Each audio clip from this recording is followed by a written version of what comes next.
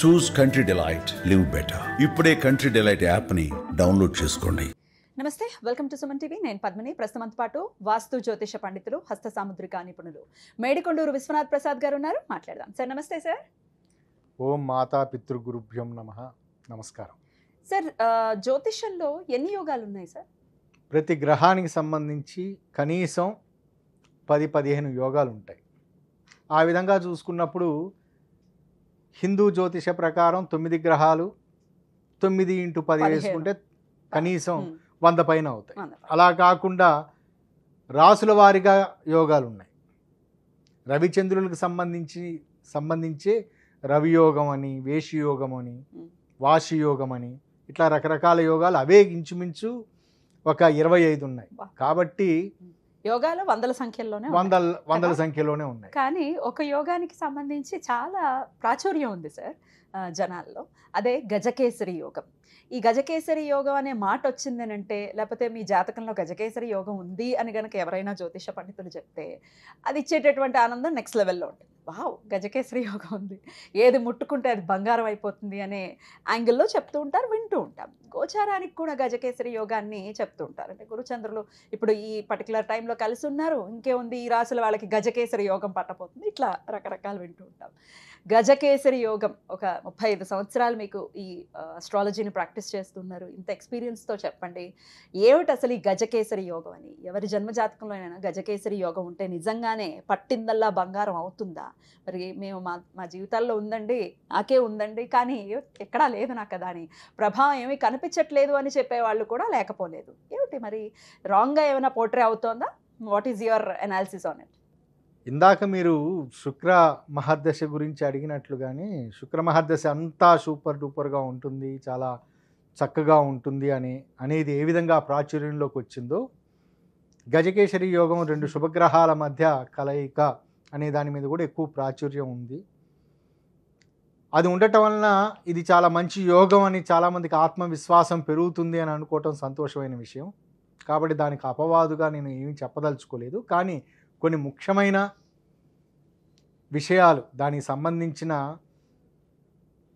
విషయాలను మాత్రం విశదీకరిస్తాను. ఇక్కడ మనం మామూలుగా చూసుకున్నప్పుడు రాశి చక్రం చూసుకున్నప్పుడు సహజంగా గురువు సంవత్సరానికి ఒకసారి రాశి మారుతాడు. అంటే ఓ సంవత్సరం పాటు స్థిరంగా ఓ రాశిలో ఉంటాడు. చంద్రుడు 27 నక్షత్రాలు అంటే 12 రాశులు తిరగటానికి మొత్తం అతనికి పట్టే సమయం ఇంచుమించు 27 రోజులు, 28 రోజులు. అంటే కాబట్టి ప్రతి నెల గురు చంద్రగ్రహాలు కలిసి ఉండే అవకాశం ఖచ్చితంగా ఉంటుంది. ప్రతి నెలలో ఉంటుంది. ఇక్కడ చాలామంది విశ్లేషణ చేయటం ఏమిటంటే, గురు చంద్రగ్రహాలు కలిసి ఉంటే గజకేసరి యోగం అనేది క్లాసికల్ టెక్స్ట్లో ఉంది. కానీ దాని తర్వాత దాన్ని అన్వయించుకోవటం గురు చంద్రగ్రహాల మధ్య కేంద్ర స్థితి కానీ లేదా కోణస్థితి కానీ ఉన్నప్పటికీ కూడా గజకేసరి యోగం వర్తిస్తుందని కొంతమంది విశదీకరిస్తున్నారు. ఆ విధంగా చూసినప్పుడు కనీసం పుట్టిన వాళ్ళల్లో 60% వ్యక్తులకి గజకేసరి యోగం ఉంటుంది. ఇక్కడ గజకేసరి యోగం అంటే ప్రధానంగా ఏమిటి? గురు చంద్రగ్రహాలు కలిసి ఉండటం. ఇక్కడ గురువు మన పురాణ గాథల్లో ఈ విధంగా తీసుకున్నప్పుడు, గురువు దేవతల గురువు, బృహస్పతి దేవతల గురువు, చాలామంది విద్యార్థులకు విద్య నేర్పించేవాడు. అదే సమయంలో చంద్రునికి కూడా యాదృచ్ఛికంగా ఆయన గురువు అయ్యాడు. పురాణ కథల్లో తారా శశాంకం అనే కథల వీటి ద్వారా అర్థమవుతున్న విషయం ఏమిటంటే, చంద్రుడికి గురువుకు మధ్య చిన్న స్పర్ధ ఏదో వాళ్ళ వ్యక్తిగత కారణాల చేత ఏర్పడింది. తారా శశాంకం కథని ఇక్కడ నేను మళ్ళా రిపీట్ చేయదలుచుకోలేదు. చంద్రుడు సకల కళా ప్రపూర్ణుడు, చాలా అందమైన వాడు, అన్ని లక్షణాలని ప్రదర్శించగలిగినవాడు. గురువు అన్ని విద్యలను అన్ని విద్యలు తెలిసినవాడు, అన్ని విద్యలను బోధించగలిగేవాడు. ఎప్పుడూ ఎదుటివారికి సంబంధించి శుభాలే కోరుకునేవాడు, అశుభాలు కోరుకునేవాడు. ఒకవేళ ఏదైనా కోపం వస్తే తెలుగు మాస్టారు చిన్నప్పుడు క్లాసులో ఏ విధంగా తిడతారో మొట్టికాయ వేస్తారో అట్లా దెబ్బ తగలకుండా మొట్టికాయ వేసేవాడు. అటువంటి లక్షణాలు. వీళ్ళిద్దరూ పరిపూర్ణంగా శుభులే. పూర్ణచంద్రుడు అయినప్పుడు పూర్ణచంద్రుడు శుభుడే. ఈ రెండు గ్రహాలు కలిసి ఉన్న సందర్భాలలో వాళ్ళిద్దరి మధ్య చిన్న స్పర్ధ ఏర్పడుతుంది అని, అంటే వాళ్ళిద్దరూ ఆ పురాణ కథల ప్రకారం అర్థమవుతున్న విషయంలో వాళ్ళిద్దరి మధ్య స్పర్ధ ఏర్పడుతుందని, ఒకరు గజము అంటే ఏనుగులాగా అని, మరొకరు కేసరి అంటే సింహంలాగా. ఏనుగు చాలా బలవంతమైన ప్రాణి, సింహం చాలా క్రూరమైన చాలా బలమైనది. ఇందులో ఎవరు గజము ఎవరు కేసరి అనేది మనం నిర్ధారించలేము. నిర్ధారించలేము. గురువుని ఏనుగుగాను చంద్రుని కేసరిగాను ఈ విధంగా నిర్ధారించలేము. వాళ్ళ సందర్భాన్ని బట్టి వాళ్ళిద్దరు అటు ఇటు పాత్రలు మార్చుకుంటూ ఉంటారు, పరివర్తన చెందుతుంటారు అనుకుందాం. ఓకే, ఇందులో వాళ్ళిద్దరూ అక్కడ చెప్పదలుచుకున్న విషయం, ఆ యోగానికి సంబంధించిన విషయం ఏమిటంటే రెండు మృగాలు లేదా రెండు జంతువులు, ప్రాణులు. మృగాలు అంటే మరి ఏనుగుకి అది వర్తించదు కదా, మృగము అనలేము కదా. మృగము అంటే కోరలు కలిగి లేకపోతే హింసించేది, క్రూరంగా హింసించేది మృగం అని అనుకుంటాము.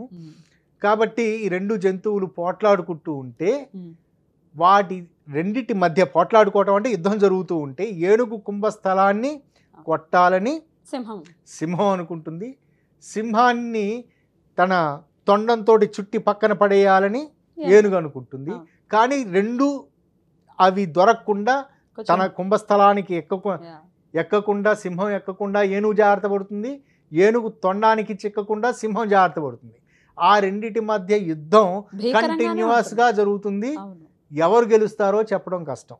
కాబట్టి ఏదైనా టగ్ ఆఫ్ వార్ ఉండే సూచన ఉన్నట్లయితే, టగ్ ఆఫ్ వార్ అన్నమాట అది. వాళ్ళకి టగ్ ఆఫ్ వార్ ఎలా ఏర్పడుతుంది? సంకల్ప బలం బాగా ఉండటం. ఏదైనా చేయాలని అనుకుంటే టగ్ ఆఫ్ వార్ అట్లా ఉండే, చాలా పట్టుదలగా కంటిన్యూ చేయటం, ఈ పనిని సాధించేంత వరకు. ఈ గజకేసరి యోగం ఉన్న వాళ్ళకి పట్టుదల ఎక్కువ ఉంటుంది అంటున్నారా? నేను చెప్పదలుచుకున్న విషయం అదే. అందులో పట్టుదల, ఆ గజకేసరి యోగం ఉన్న వాళ్ళకి పట్టుదల, ఏదైనా చివరి వరకు పోరాడాలి అనేది, అది కంటిన్యూస్గా ఆ తపన అది కొనసాగుతూ ఉంటుంది. దానివలన న్యాచురల్గా వాళ్ళ సంకల్ప బలం చాలా బలంగా ఉన్నప్పుడు వాళ్ళకి అనుకూలమైన ఫలితం వస్తుంది, అవుతుంది. కాబట్టి అది వాళ్ళ వ్యక్తిత్వానికి సంబంధించింది. అది వ్యక్తిత్వాన్ని ప్రభావితం చేసే, పాజిటివ్గా ప్రభావితం చేసే ఒక ముఖ్యమైన లక్షణం. ఇది అన్నిట్లోనూ వర్తిస్తుందా అనుకున్నప్పుడు ప్రతి రాశిలోనూ గురు చంద్రగ్రహాలు కలిసే, ప్రతి సంవత్సరానికి ఒకసారి గురువు మారుతూ ఉంటాడు కాబట్టి ప్రతి రాశిలోనూ కలిసే అవకాశాలు ఉంటాయి. ఇందులో ముఖ్యంగా గురువుకి అనుకూలమైన స్థానాలు ఏమేమిటి? గురువుకి అనుకూలంగా ఉండేది, గురువు ఎందులో ఉచ్చ? కర్కాటక రాశిలో. రెండోది అదే సమయంలో చంద్రునికి స్వక్షేత్రం. కర్కాటక రాశిలో గురు చంద్రుడు కలిసి ఉన్నారంటే వాళ్ళకి ఖచ్చితంగా గజకేసరి యోగం చాలా అనుకూలంగా ఉంటుంది. రెండవది ధనస్సు రాశి, స్వక్షేత్రం, మీనరాశి. ఈ రాశులలో గురు చంద్రుడు కలిసి ఉన్నారంటే వారికి ఖచ్చితంగా చాలా ఇటువంటి పట్టుదలలు, జీవితంలో ఎదగలిగే లక్షణాలు ఉంటాయి, ఎదిగే లక్షణాలు ఉంటాయి. ఇవి ఉండి వారికి దశ అంతర్దశల్లో గురు చంద్ర అంతర్దశలు జరుగుతూ ఉన్నప్పుడు దాని అనుకూలమైన ఫలితాలు ఉంటాయి. అలా కాకుండా కొంతమంది పండితులు ఈ మధ్య విశ్లేషిస్తున్నట్లుగా కేంద్ర స్థితిలో కానీ కోణస్థితిలో కానీ ఉన్నప్పటికి కూడా గజకేసరి యోగం వర్తిస్తుందని చెప్తూ ఉన్నారు. అంటే కేంద్ర స్థితులు అంటే 90 డిగ్రీలు 180 డిగ్రీలు, ఆ విధంగా కోణస్థితులు అంటే 60 డిగ్రీలు 120 డిగ్రీలు అని. కానీ నిజానికి అటువంటి పరస్పర వీక్షణ, అటువంటి ఆస్పెక్ట్స్ ఉన్నప్పుడు బహుశా ఈ కంజంక్షన్కు ఉన్నంత ప్రభావం దాంట్లో ఉండదు. ఓకే, ఇది లక్షణం, అనుకూలమైన పాజిటివ్ లక్షణం. ఇందులో మరొక వ్యతిరేకమైన లక్షణం అవలక్షణం కూడా ఉంది. యోగం అవయోగం కూడా అవయోగం అంటే దోషం అని చెప్పడం కంటే అవయోగం అని చెప్పాలి. బెటర్గా ఉంటుంది. ఇది అవయోగం అని చెప్పడం. ఆ అవయోగం ఏమిటంటే గజకేసరి యోగం ఉన్న మగవారి గురించి చెబుతున్నా. వారికి వైవాహిక జీవితంలో తల్లా పెళ్ళామా అన్నట్లు ఉంటుంది. ఎలా అంటే తల్లి గురించి భార్య గురించి వారిద్దరి మధ్య నలిగిపోయే మానసిక స్థితి ఉండే అవకాశం ఉంటుంది.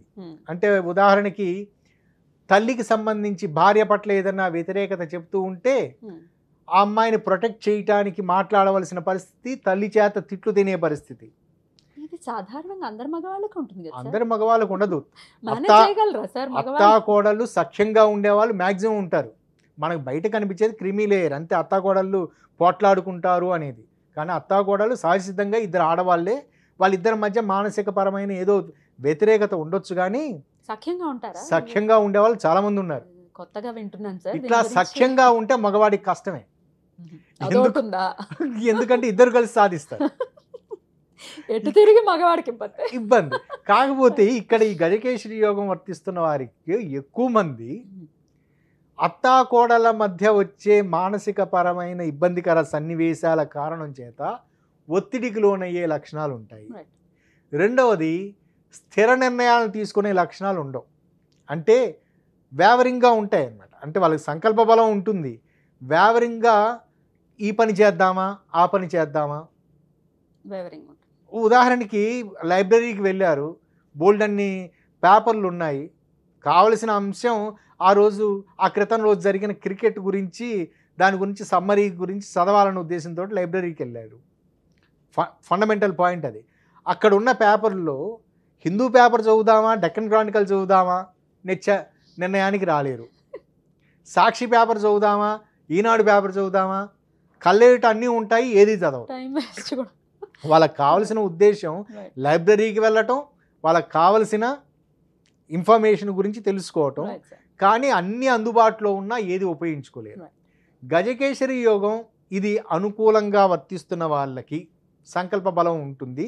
దాన్ని ఇంకొంచెం పెంపొందించుకోవటానికి ఇంకా పెరగటానికి వాళ్ళు తరచూ బియ్యాన్ని, తెల్లటి మనం చంద్రునికి సంబంధించి కదా బియ్యం, ఈ బియ్యాన్ని దానం ఇవ్వటం లేదా తమ స్వహస్తాలతోటి వండి బియ్యం అన్నంతో ఆ విధంగా వండేసి ఎవరికన్నా అది కూడా ఒక అన్న సంతర్పణలాగా చేయటం, లేదా మనకి దేవాలయాల్లో అన్న సంతర్పణకు సంబంధించి కార్యక్రమాలు జరుగుతూ ఉంటాయి, అటువంటి వాటికి చేస్తూ ఉండటం వలన వారికి గజకేసరి యోగం ఉన్న సందర్భాలలో అది యోగంగా ఉన్న సందర్భాలలో అది ఇంకా పాజిటివ్గా ఉండి వారికి బహుశా చాలా సందర్భాలలో ఈ సాఫ్ట్వేర్ రంగానికి సంబంధించి వీటిలో ఎక్కువ మంది అసంతృప్తితోటి ఉంటారు.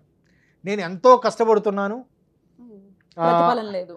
కాదు, నాకంటే కంపారిజన్ ఉంటుంది. ఈ సాఫ్ట్వేర్ రంగంలో ఎక్కువ మంది చెప్పేవారు నా పక్కన కూర్చున్న వేరే అతను ఉద్యోగి నాకంటే తక్కువ పని చేస్తూ ఉంటాడు. అది వాళ్ళ పట్ల ఉండేటటువంటి ఒక చిన్న అంటే వాళ్ళ మీద మంచి అభిప్రాయం లేకపోయినా కూడా అలాగే అనిపిస్తుంది, లేకపోతే వాళ్ళ మీద వాళ్ళకి ఓవర్ కాన్ఫిడెన్స్ ఉన్నా కూడా అనిపిస్తుంది నేనే ఎక్కువ పని చేస్తాను, నేనే ఎక్కువ ఎలిజిబుల్ అని. ఎక్కువ మంది చెప్తున్న కంప్లైంట్ ఏమిటంటే నాకంటే తక్కువ పని చేస్తాడు, నాకంటే ఎక్కువ శాలరీ తీసుకుంటాడు, తక్కువ అంచనా వేయటం, ఆ విధంగా జరుగుతుంది. ఇది ఈ గజకేసరి యోగ లక్షణాలు ఉన్న వాళ్ళలో ఉండే చిన్న అవలక్షణం కూడా. అంటే వారు కష్టపడతారు, సాధిస్తారు, కానీ అసంతృప్తికి తరచూ లోనవుతూ ఉంటారు. అప్పుడు ఇది బాగా ఉపయోగపడుతుంది. బియ్యాన్ని దానంగా ఇవ్వటం, కుదిరితే తనే సొంతంగా వంట చేసి చాలా మందికి పెట్టడం. గజకేసరి యోగం నెగటివ్ గా ఉంది, అదే అవయోగంగా ఉన్నప్పుడు కూడా ఇది పనిచేస్తుంది. ఇది అవయోగంగా ఉన్నప్పుడు అది స్త్రీకి సంబంధించిన విషయం. అప్పుడు ఆ స్త్రీ ముఖ్యంగా అవయోగంగా ఉన్నప్పుడు అటో ఇటో తేల్చుకోలేని స్థితి అని చెప్పాను. ముఖ్యంగా పెళ్ళైన మగవారికి తల్లి వైపు సంబంధించి శాండ్విచ్ అయ్యే పరిస్థితి లాంటిది అని. అప్పుడు ఏం చేయాలి? అప్పుడు వారు శుక్రునికి సంబంధించి, స్త్రీకి సంబంధించిన వ్యవహారం కదా, శుక్రునికి సంబంధించి ముందు వివరించినట్లుగా లేత పసుపు రంగు దారాన్ని, తెలుపు దారాన్ని రెండు తను కట్టుకోవటం, తల్లి మాట వింటే తల్లి చేతికి కట్టడం, లేదా భార్య మాట వింటే భార్య చేతికి కట్టడం, లేదా ముగ్గురు కట్టుకోవటం. ఈ విధంగా వాళ్ళ కుటుంబ సౌఖ్యం ఉంటుంది. కలిసి భార్యాభర్తలు ఇరువురు కలిసి సహజంగా కుటుంబ సౌఖ్యానికి ఉపయోగపడేది లక్ష్మీ సహస్రనామార్చన. కానీ ఇటువంటి సందర్భాలలో భార్యాభర్తల మధ్య సఖ్యతలు పెరగటానికి, కుటుంబ సౌఖ్యం పెరగటానికి శ్రీ సూక్తం చదువుతూ పూజ చేయటం, లేదా శ్రీ సూక్తాన్ని తరచూ వింటూ ఉండటం చాలా ఉపయోగపడుతుంది. ఇందాక చెప్పాను, ఒక ఉదాహరణ చెప్పాను. ఎటూ తేల్చుకోలేని మానసిక స్థితిలో ఉంటారు. ఈ పని చేయాలా, ఆ పని చేయాలా, సంకల్పం ఒకటే. లేదు అనుకున్నప్పుడు దాంట్లో ఏది చేయాలని నిర్ణయించుకోలేరు. ఆ నిర్ణయించుకోలేని స్థితిలో ఉన్న వారికి కూడా శ్రీ సూక్త పారాయణ వారికి చక్కగా ఉపయోగపడుతుంది. అమ్మవారికి సంబంధించి చాలా బాగా ఉపయోగపడుతుంది. ఇది సార్ గజకేసరికి సంబంధించి, ఇది గజకేసరి యోగానికి సంబంధించిన యోగంగానే విన్నాం, అవయోగం కూడా అవుతుంది కొన్ని సందర్భాల్లో అనేది ఇప్పుడే అర్థం. ప్రతి యోగానికి దానికి కొన్ని అవయోగ లక్షణాలు కూడా ఉంటాయి. అంటే శశమహాపురుష యోగానికి కానీ పంచమహాపురుష యోగానికి, ప్రతి మహాపురుష యోగాలన్నిటికీ ఏ యోగమైనా తీసుకోండి, యోగం అవుతుంది, అది అవయోగం కూడా అవుతుంది. యోగం అవుతుంది. ఏదైనా ఒక ఇన్సెంటివ్ మనకు వచ్చింది అంటే దాని తగ్గ ట్యాక్సులు కట్టే అవకాశాలు ఉంటాయి. బాగుంది ఎక్స్ప్లెనేషన్ కదా. అలాంటిదే ఇప్పుడు గులాబీ పువ్వు చాలా అందంగా ఉంది అని దాన్ని ముద్దు పెట్టుకోవడానికి ప్రయత్నిస్తే ముళ్ళు గుచ్చుకుంటాయి. ఆ ముళ్ళు లాంటివి అవయోగాలు, గులాబీ పువ్వు లాంటిది యోగాలు. బ్యూటిఫుల్ సార్, చాలా బ్యూటిఫుల్గా ఎక్స్ప్లెయిన్ చేశారు. డెఫినెట్గా రకరకాల అపోహలు ఉన్నాయి, వాటి నుంచి బయటపడాలి ఈ సందర్భంగా అని నేను కోరుకుంటున్నాను. అందుకే మీరు చెప్పాలి, వినాలి అనుకున్నాను. చాలా చక్కటి వివరణని అందించారు. కృతజ్ఞతలు సార్. నమస్తే. నమస్కారం.